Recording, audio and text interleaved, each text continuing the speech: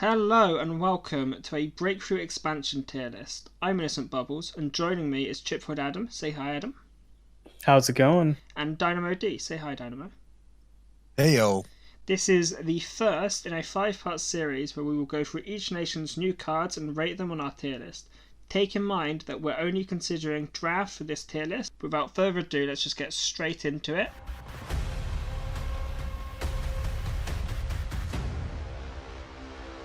And the 22nd Infantry Regiment. Dynamo, where do you place these guys? I think these are a C tier card. This is a very underwhelming stat line, 2-1. This card has an interesting deployment effect where it kind of negates hand advantage when deploying this card, with the caveat that you're going to have multiple of this card, which could be rare in draft.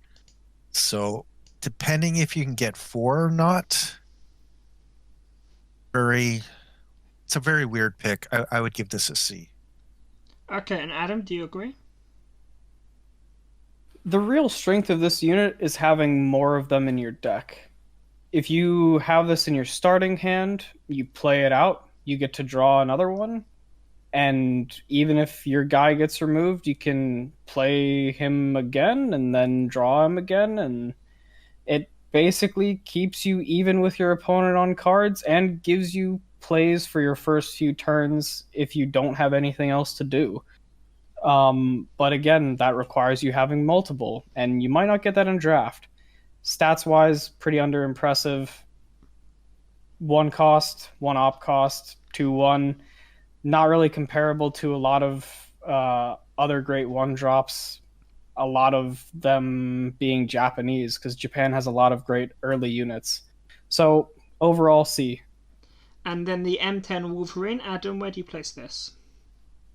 The M10 Wolverine, I think, is an A tier. It's good stats for 2 cost, and it also has the ability to kill any tank that it deals damage to. The real strength of this is that it has 3 damage, which means that it's just enough damage to punch through the heavy armor 2 of Tigers, Pershings, all of those big tanks. So what this means is if you play this and you hit one of those tanks, you'll just kill them. This is really strong in draft because you're more likely to run into things like Tigers when you're going up against Germany, because it's a really big honking unit and people see that and they want to grab it. So, A. Sure. Dynamo, do you agree? Yeah, this card is just your regular 2K stats with the ability to trade up. Just a great card. A tier.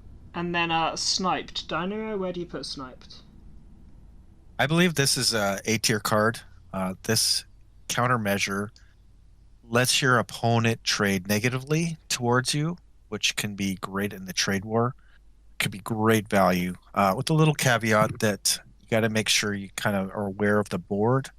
You don't want to put Sniped up if there's some 1-2s on the board or 2-2s on the board, which wouldn't get the full effect from this, but definitely an A tier. Just got to make sure you play it at the right time. Sure. And Adam, do you agree? Sniped is a really strong countermeasure. It's easily an A tier pick. If you're using this to defend against units that have anything better than 2-2 stats, it's just great. You can take the biggest, scariest units on the board and just make them these little weenie, basically 2 drops for 2-2 stats. There's not a lot of cards that I would rather have in my deck than Sniped, honestly. But we'll get into those later. And Overcast. Adam, whereabouts do you put Overcast? Overcast is just plain bad. You're spending 2 credits to gain yourself an extra credit slot, and also heal yourself, and you're drawing a card, which looks really good on the surface. But then you realize that you're also doing all of that for your opponent as well. So you're spending your turn giving yourself a buff, and then also buffing your opponent, which means that you didn't really buff yourself, you just kind of wasted your turn. Very, very bad. What tier do you put it in? Definitely a D tier. Do not get this card. And Dynamo, do you agree? Yeah, you're spending credits to give your opponent the same buff. Really bad tempo. I would pass. And 4th Marines. Dynamo, whereabouts do you put the 4th Marines? So a 3K66, wow. Just wow stats. Crazy. The only thing that's really bringing this card down is the 4 op cost. So this card is definitely a B tier, with the caveat that if you have cards to make it 0 op, it's definitely A tier. But on its own, definitely a B tier. 6/6 stats, just crazy stats. But spending that 4 credits really loses credit efficiency. So on its own, B tier. And Adam, do you agree? Dynamo hits the nail right on the head there with his thoughts on this card. 6/6 stats is incredibly strong for only 3 cost, but because of those incredibly strong stats, it has to have some kind of weakness. That weakness is the 4 operation cost. If you can combine it with a Bolster the Ranks or 75th Rangers or even a Land of the Free, it becomes very, very strong. But you need to have those cards to combo with it. Otherwise, it's just an overstated but overly hard to play and operate 3-drop. Definitely B tier. Bolster the Ranks. Adam, whereabouts do you put Bolster the Ranks? Bolster the Ranks is easily an S tier. Very, very strong card. If you see this, you want to grab it.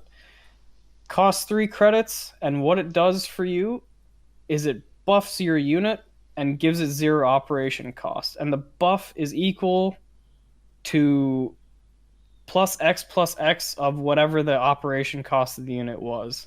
So if you have a 2 operation cost unit, it gives it +2/+2. You got a 4 operation cost unit like the 4th Marines, it gives it a +4/+4. And letting it operate for free means that you can play this even if it's the last 3 credits you have in your turn and still do something with that new buffed up unit. Very, very good card. Dynamo, do you feel the same? Yeah, this is just insane card. The credit efficiency on this card just really makes it borderline broken. I can see this card getting changed in the next patch, but where it stands now, it's a snap pick. Easy, strong card. And Campaign Trail. How do you feel about Campaign Trail, Dynamo? This is a very strong card. You're getting a heal, which is a great tempo swing for you. And you're spending that 4 credits to get a return in op cost. So if you have multiple units on the board, this 4 credits kind of spends itself. The only reason this card is not an S tier is it can be a very situational card. If you don't have any cards that need heal, very limited cards, it's kind of a dead card in hand. So definitely not a snap pick, but very strong. Just the return on investment just makes this an A tier card. And Adam, do you agree? Yes, Campaign Trail is a very good card. Not quite S, but very solidly A. Units operating for free is such a good thing for you. You have 2 ways to spend your credits every turn. You can either be playing units and orders, or you can be operating the units that you currently have on the board. Campaign Trail lets you sort of make a bit of a compromise. You can play this order and it heals all your guys, and then you just get to use them however you feel like, because they all operate for free. Great card. And the PBY Catalina. Adam, how do you feel about the Catalina? The PBY Catalina is another A tier card for sure. It's a 4-cost bomber with 3/5 stats, which is not the worst, not the best, just pretty solid. However, it has this amazing draw effect, which if you can get this to survive till your next turn, you'll then get to draw 2 more cards than you normally would, and you get to choose 1 card in your deck to put it back. So effectively, you're getting to draw an extra card every turn. Card draw is power in draft. Having a card advantage over your opponent is very essential. The Catalina has that built right into it, along with a decent body. Yeah, Dynamo, do you agree? Yeah, what makes this an A card versus a B card is the 5 health. It just gives that extra stickiness that, a lot of removal can't hit. Obviously, there's Sky Barons and cards of the like, but that 5 health gets it out of the tack strike range, which is just another card that can remove it. Then you get the draw aspect to it. Just makes it really strong. Definitely A-tier card. The stat line is pretty decent. Not overly amazing, but just the 5 health gives it that staying power that gives you that draw power. And Adam says it draws power. And the 120mm M1 gun. Dynamo, where do you put the M1? Artillery, you really want to spend as little as possible on artillery. This is a 5K. The more you spend, it's going to get removed very quickly because it usually doesn't have high health. This unit has a 3 health, which can get traded away pretty quickly. And if you're spending 5 credits on a card that can get removed quickly, that's a negative tempo swing to you. Does not have ambush, and you have to choose one. Yeah, very situational, easily removed, very expensive, D tier. I would just pass this every time. And Adam, do you agree? The M1 gun is a very, very bad artillery. You can somewhat compare it to Germany's 88 Flak, which costs 6 instead of 5. It has 1 more health. It has ambush, and it deals double damage to both air and tanks without you having to make this choice. It's just very underwhelming when you compare it to a card like that. Not a good card. Just don't pick it. And the 75th Rangers. Adam, how do you feel about them? The 75th Rangers is by far an S tier. For 5 credits, you get a big old 4/8 on the board, which is a nice body. And on top of that, it has this amazing deploy effect that sets the op cost of whatever unit is to 0. This is another great combination with 4th Marines. It also combines well with things like bombers or tanks, sometimes even fighters that have high op cost. Just really strong. And, sorry, where did you put it? Was it S tier? S tier. And, Dynamo, do you agree? Crazy stat line, crazy deployment. What more can you ask for? This is a snap pick every time. And the C47 Skytrain. Dynamo, how do you feel about the Skytrain? The card description says it all. Can't attack. When you're picking cards, you want to find cards that trade well. This card does not trade it whatsoever. You're spending 5 credits, and you might have to float credits to get return on investment. Really negative tempo turn. I would steer away from this. D tier. And Adam, do you agree? The Skytrain is just a bad card. I mean, it's a bomber that can't attack, which means it has no way to deal damage to opponents whatsoever. Even if they trade into it, they won't even take damage. It's 5k for 6 health, basically, which is really not that impressive. And it has this fairly useless ability where you get to keep the credits you floated and that you get them for your next turn, which you don't really want to do in draft anyway because you want to be spending all of your credits every turn as much as you can. It's just not good. Don't pick it. And special assignment. Adam, where do you put special assignment? Special assignment is not a good card. It's easily D tier. The real problem with this card is it's somewhat expensive to use, and it costs you 2 cards. Not only do you have to play this card and spend the credits for it and lose it from your hand, but then you also have to choose the unit that you're going to deploy, and then you lose that. It's a 2 for 1.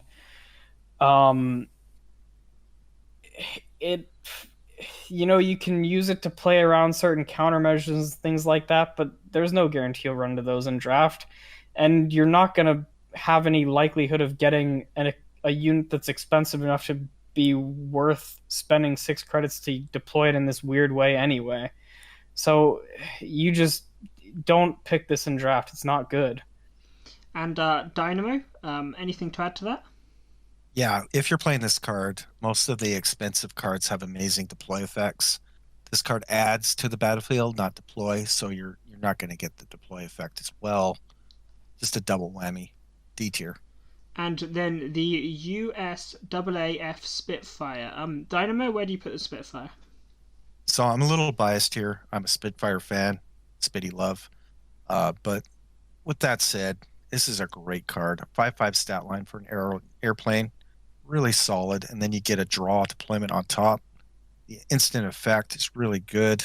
Depending on your draft makeup, you can draw some really strong air as well. This is definitely A tier for me. Straight to A tier. And then Adam, anything to add to the Spitfire? When looking at the Spitfire 9, there's two other cards that you should think about in comparison. You have the British 5/5 Spitfire for 5. You have the German FW190, which is 6 cost, 5/5, and with a draw. And then you have the Spitfire 9, which is a 7 cost, 5/5, draws a random aircraft. They're all basically the same card with one increase in cost at each increment and a different deploy effect each time. At the first level, you have none. Second level, you get to draw the card that's on top of your deck. The third level, you get to draw a random aircraft from your deck. Ultimately, it's good because it has good stats and it replaces itself with potentially something also very good, like B-17s or Avengers. A tier for sure. And then the 47th Infantry Regiment. Adam, where do you put the 47th Infantry? The 47th Infantry is bad in just about every way you could possibly imagine. First of all, it's an expensive infantry, which makes it slow. Second of all, it's only 4/4 stats when you play it, which makes it very weak, very easy to be removed. And on top of that, it only gets a buff, which the buff seems great, +4/+4. Wow, that's huge. When you do a very, very specific thing, which is ramping, adding extra credit slots to your credit amount. This is not something that's easy to do in draft because you're not guaranteed to have ramp at all. And on top of that, you need to put this very expensive unit onto the field to get some kind of buff from it. It's very easy to be sent back to your hand, very easy to be killed. It's just not good. Dynamo, do you agree? Yeah, there's some negative tempo swing here. You're spending 8K on a card that can get removed or trade very easily. Just bad tempo. D tier.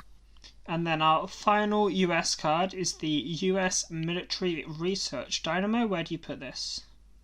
I think as a package, this is a B tier card. I think where this card really shines is the 9K card, Penicillin. It's a double We Can Do It. We Can Do It is definitely a snap pick in any draft card. And having the ability to do that twice is really strong. Manhattan, it basically wins the game for you. But in draft, you're really not investing these credits. You're trying to find credit efficiencies. So really hard to get these late game conditions. 0 and the 3K and the 6K are very underwhelming. As a package, it's a B. If you've got some potential to get to the late game, other than stay away from this card. And Adam, anything to add to the US Military Research? Well, as Dynamo was saying, the first tier and the second tier are really not very impressive. However, the big bonus to the Penicillin at tier 3 is that it also draws you 4 cards, which is essentially equivalent to a Lend-Lease. But on top of that, you're adding 6 HP to your HQ and to all the units you have on board. That's a huge heal. It's just very, very strong. However, because its earlier tiers are really not that good, it limits the versatility of this card if you're in a pinch early and you don't have time to get to the tier that costs 9 credits. So all in all, it's a B. And there you have it. That was our USA draft tier list for the Breakthrough expansion. I've been Innocent Bubbles, and joining me today was ChipFilledAdam and DynamoD. Check out their socials in the description, and be sure to subscribe to this channel to catch more future Radiant Gaming content. Thank you everyone for watching, and we will catch you next time.